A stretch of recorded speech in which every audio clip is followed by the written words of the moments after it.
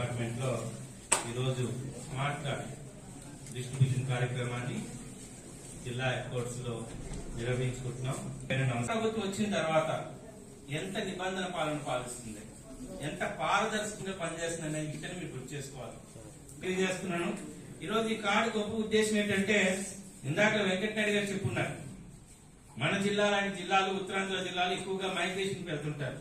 విశాఖపట్నం లేదనంటే విజయవాడ, లేదంటే ఇంకో సిటీ రాజమండ్రి, కాకినాడకి వాళ్ళు రేషన్ కోసమే అదే పనిగా 1వ తారీఖున 2వ తారీఖున రావాల్సి వస్తుంటది. ఇది కూడా ప్రజలకి ఇబ్బంది కలిగించకూడదని కూటమి ప్రభుత్వం మంచి ఆలోచనతో ఈ స్మార్ట్ కార్డ్ ఏటీఎం తరహా వాడుకోవచ్చు.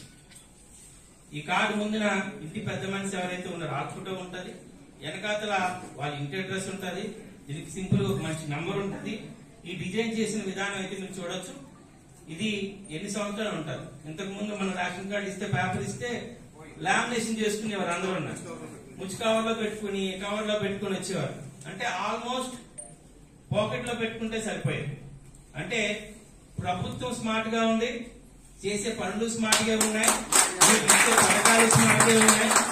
ఇంత స్మార్టెస్ట్ ఆంధ్రప్రదేశ్ కి ఒక స్మార్టెస్ట్ ఆలోచనలు ఉండే విజనరీ లీడర్ చంద్రబాబు నాయుడు గారు, ఆ విజన్ ని ముందుకు తీసుకెళ్తున్న లోకేష్ గారు, డిప్యూటీ సీఎం గారు, పవన్ కళ్యాణ్ గారు, వీళ్ళందరూ ఉద్దేశం ఒకటే, ఈ రాష్ట్రాన్ని దేశంలో కల్లా ఒక అభివృద్ధి చెందిన రాష్ట్రంగా తీసుకెళ్ళడానికి నిరంతరం కృషి చేస్తున్నారు.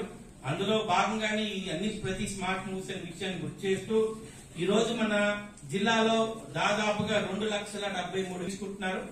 పార్వతీపురం జిల్లా మన హెడ్ క్వార్టర్స్ లో దాదాపుగా 67,000 మంది ఈ కార్డ్స్ లబ్ధిదారులు ఉన్నారు.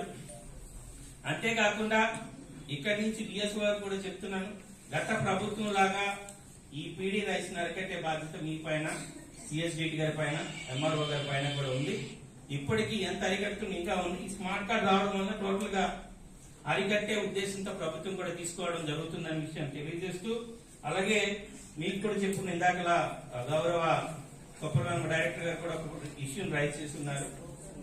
ఇక్కడ ట్రైబల్ ఏరియా ఏదైతే ఉందో మన ఏరియాలో ఫ్యామిలీ విలేజెస్ ఎలా ఉంటాయంటే 100, 70, 80 అలా ఇళ్ళు ఉంటాయి. ఆ ఇళ్ళకి రావడానికి, రేషన్ షాప్ వెళ్ళడానికి దాదాపు 5-6 కిలోమీటర్ల దూరం కూడా ఉన్నాయి. వీటిని దృష్టిలో పెట్టుకొని ఒక ఆల్టర్నేట్ గా ఏం చేయగలుగుతాం అనేది చూడండి. లేదంటే ఈ రోజు ఇక్కడ ఇచ్చే విధంగా ఆ డీలర్స్ ని మాట్లాడి అక్కడికి తీసుకెళ్లి ఇచ్చే విధంగా విషయాన్ని మీరు చూడండి.